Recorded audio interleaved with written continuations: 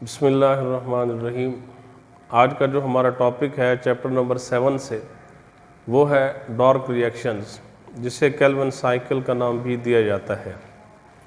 Dark reactions की जब definition करते हैं तो वो इस तरह से है कि during second phase of photosynthesis the energy from high energy molecules ATP and NADPH is utilized, as a result of which carbon dioxide is reduced to make glucose, which is the product of photosynthesis. As the dark reactions don't use light energy directly, therefore they are called dark reactions.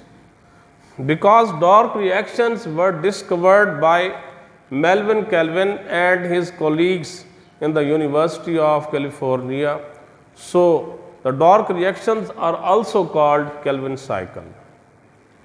Dark reactions में हमने ये देखा कि light reactions में photosynthesis का जो first step है उसमें हमने देखा कि पानी की ऑक्सीडेशन होती है, हाइड्रोजन रिमूव करता है, उसके नतीजे में ऑक्सीजन जो कि बाय प्रोडक्ट है ये रिलीज होती है।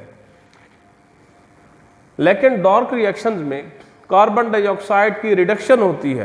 पानी ने जो हाइड्रोजन दिए थे NADP को, जो NADPH में कन्वर्ट हुआ था, यही हाइड्रोजन जो है ये ट्रांसफ़र हो जाते हैं। कार्बन डाइऑक्साइड ये हाइड्रोजन हासिल करती है तो ग्लूकोज तैयार होता है, कार्बन डाइऑक्साइड की रिडक्शन हो जाती है।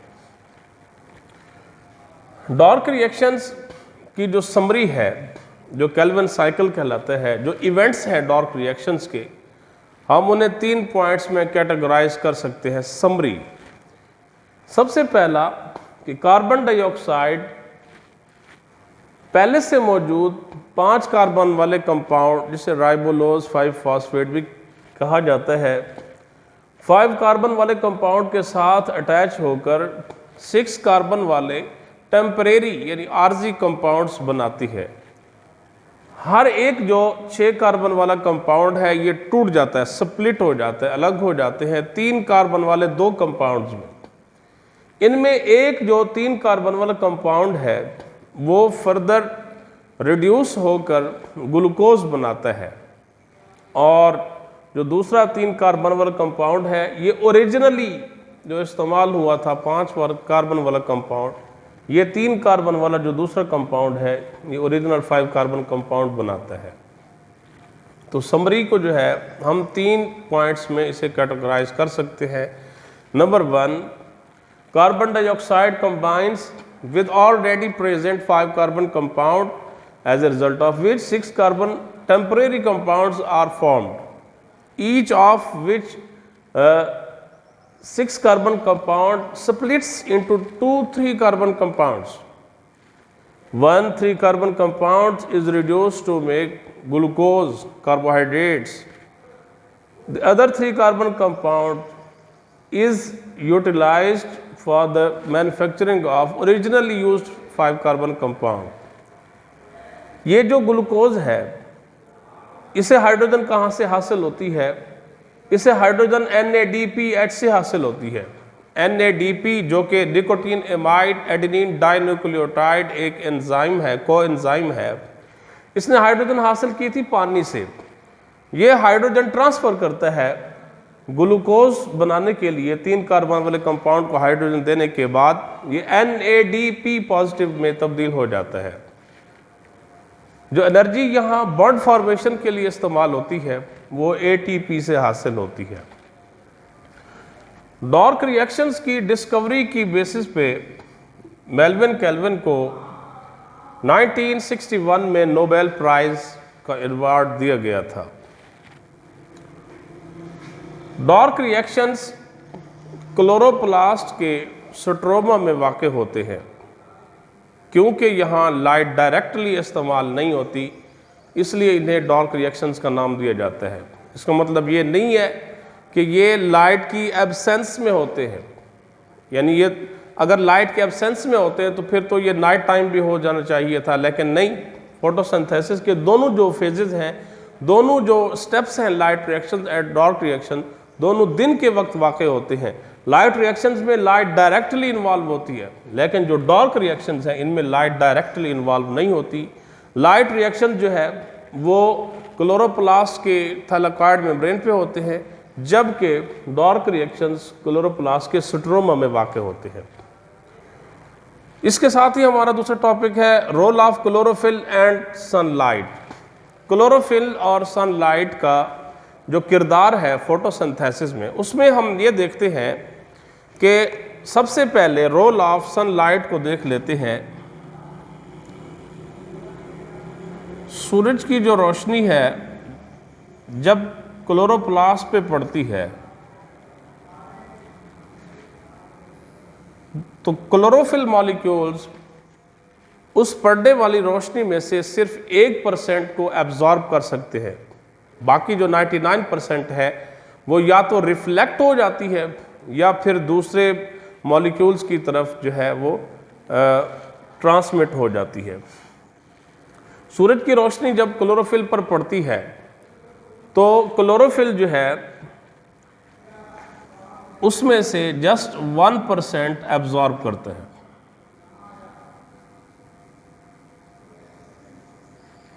1% sunlight is absorb. Sunlight different wavelengths रखती है, तो उसमें जो रेड और ब्लू वेव्स हैं ये बुनियादी तौर पे फोटोसिंथेसिस में अपना रोल प्ले करती हैं। तो क्लोरोफिल ज़्यादातर जो है वो रेड और ब्लू लाइट को एब्जॉर्ब करता है। 99% रिफ्लेक्ट हो जाती है और 1% जो है वो एब्जॉर्ब हो जाती है। उसके बाद है रोल ऑफ क्लोरोफिल।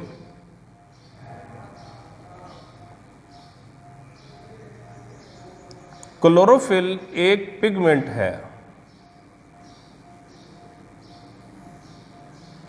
क्लोरोफिल एक पिगमेंट है। पिगमेंट किसे कहते हैं? पिगमेंट एक ऐसी शय होती है जो नज़र आने वाली रोशनी को एब्जॉर्ब करती है, जज्ब करती है। Pigments are the substances that absorb visible light. Visible का मतलब है जो नज़र आती है, उर्दू में इसे मरई भी कहते हैं, नज़र आने वाली। तो क्लोरोफिल एक पिगमेंट है, ये सूरज की रोशनी जो विजिबल है, जो नज़र आ रही होती है, उसे एब्जॉर्ब करती है। क्लोरोफिल ज़्यादातर रेड और ब्लू जो वेवलेंथ्स है इनको एब्जॉर्ब करता है। जो क्लोरोफिल मॉलिक्यूल है, हमने जब क्लोरोप्लास्ट के स्ट्रक्चर चैप्टर नंबर 4 में पढ़ा था तो उसमें हमने देखा था कि क्लोरोप्लास्ट की जो इनर मेम्ब्रेन है, अंदर की तरफ जो थैलियाँ बनाती है जिन्हें थाइलाकॉइड्स कहते हैं, तो थाइलाकॉइड्स में क्लोरोफिल मौजूद होता है। तो थाइलाकॉइड मेम्ब्रेन पर जो क्लोरोफिल है, जो पिगमेंट्स हैं, ये क्लस्टर्स की शक्ल में होते हैं, गुच्छों की शक्ल में होते हैं। तो इन क्लस्टर्स को नाम दिया जाता है फोटोसिस्टम्स। फोटोसिस्टम्स। तो हम यूं कह सकते हैं कि क्लोरोफिल के अंदर, क्लोरोप्लास्ट के अंदर क्लोरोफिल मॉलिक्यूल्स क्लस्टर्स की शक्ल में होते हैं। उन क्लस्टर्स को, उन गुच्छों को नाम दिया जाता है photosystems. The chlorophyll molecules on thylakoid membranes और in the form of clusters called photosystems. ये फोटोसिस्टम्स जो है ये बेसिकली रेड और ब्लू लाइट एब्जॉर्ब करते हैं। इसके अलावा जो दीगर वेवलेंथ्स हैं उन्हें क्लोरोफिल, जो कि एसेसरी पिगमेंट्स कहा जाता है, वो एब्जॉर्ब करते हैं।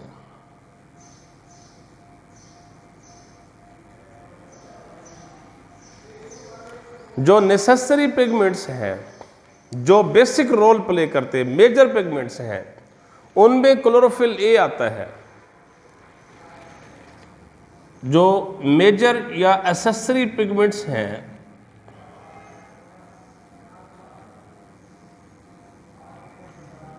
मेजर पिगमेंट्स या नेसेसरी पिगमेंट्स हैं, उनमें क्लोरोफिल ए है। लेकिन जो एसेसरी, उर्दू में इसे इजाफी कहते हैं, जो एसेसरी पिगमेंट्स हैं इनमें क्लोरोफिल बी है, क्लोरोफिल बी और कैरोटीनॉइड्स,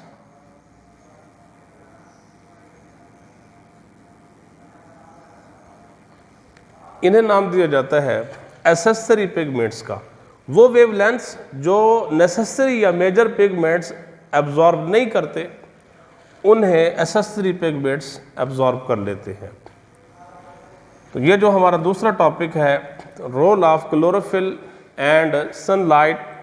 जो सनलाइट है जैसे ही क्लोरोप्लास्ट पे पड़ती है उसमें से 1% जो है एब्जॉर्ब किया जाता है, 99% या तो रिफ्लेक्ट कर दिया जाता है या फिर ट्रांसमिट कर दिया जाता है। मेजर जो वेवलेंथ्स हैं जिन्हें एब्जॉर्ब करता है क्लोरोफिल, उसमें रेड और ब्लू है। क्लोरोफिल क्या है? क्लोरोफिल एक ग्रीन पिगमेंट है। पिगमेंट किसे कहते हैं? पिगमेंट ऐसे सब्सटेंस को कहते हैं जो विजिबल लाइट को एब्जॉर्ब करता है। क्लोरोफिल को कैटेगराइज किया जाता है एक नेसेसरी पिगमेंट्स, दूसरे एसेसरी पिगमेंट्स में। जो नेसेसरी हैं उसमें क्लोरोफिल ए आता है, जो कि मेजर रेड और ब्लू जो वेवलेंथ्स है उनको एब्जॉर्ब करता है। जो एसेसरी पिगमेंट्स हैं वो क्लोरोफिल बी और कैरोटीनॉइड्स हैं जो कि दीगर वेवलेंथ्स को एब्जॉर्ब करते हैं। तो अगर क्वेश्चन रेज होता है कि डार्क रिएक्शंस को केल्विन साइकिल का नाम क्यों दिया जाता है, why are dark reactions are also called Calvin cycle? Because dark reactions were discovered by Melvin Kelvin and his colleagues in the University of California. So dark reactions are called Kelvin cycle. Pigments किसे कहते हैं? What are pigments? Pigments are the substances that absorb visible light. Pigments वो अशिया होती हैं जो नज़र आने वाली रोशनी को जज्ब करती हैं। बुक का हमारा जो पेज है 121, इसमें मैकेनिज्म ऑफ फोटोसिंथेसिस का जो फर्स्ट पैराग्राफ है उसकी जो 4th लाइन है, यहाँ से डार्क रिएक्शंस की डेफिनेशन स्टार्ट होती है कि जिसमें during second phase carbon dioxide is reduced to make glucose. In this phase energy from higher energy molecule ATP and NADP is utilized. Since their reactions don't use light directly, they are known as dark reactions. Dark reactions take place in the stroma of chloroplast. यहाँ तक इसकी definition है। उसके बाद Calvin cycle की जो events हैं, जिन्हें डार्क रिएक्शंस के जो इवेंट्स हैं, जो समरी है वो पेज नंबर 122 पे दी गई है। उसके 3 पॉइंट्स हैं। Carbon dioxide molecules are combined with 5 carbon compounds to form temporary 6 carbon compounds, each of which splits, अलग अलग हो जाता है, into 2-3 carbon compounds. दूसरा पॉइंट है 3 carbon compounds are reduced to 3 carbon carbohydrates. जो 3 कार्बन वाले 2 कंपाउंड्स में एक 6 कार्बन वाला कंपाउंड टूट जाता है। 3 कार्बन कंपाउंड जो है रिड्यूस हो जाता है 3 कार्बन वाले कार्बोहाइड्रेट्स में। ये ग्लूकोज जो है ये कार्बोहाइड्रेट है, सिंपलेस्ट शुगर होती है। By using ATP and hydrogen from NADPH। तो अगर हमसे ये पूछा जाता है आपसे कि जो हाइड्रोजन है ग्लूकोज की फॉर्मेशन के लिए, सिंथेसिस के लिए, ये कहाँ से आती है? तो ये हाइड्रोजन पानी देता है लाइट रिएक्शंस के दौरान। NADPH बनता है, वही NADPH जो है वो हाइड्रोजन देता है कार्बन डाइऑक्साइड को, कार्बन डाइऑक्साइड रिड्यूस हो जाता है, ग्लूकोज तैयार होता है। इसी तरह ये क्वेश्चन जो है रेज होता है कि why dark reactions are also called Calvin cycle. तो उसका आंसर ये है कि because dark reactions were discovered by Melvin Calvin and his colleagues in the University of California, so dark reactions are also called Calvin cycle.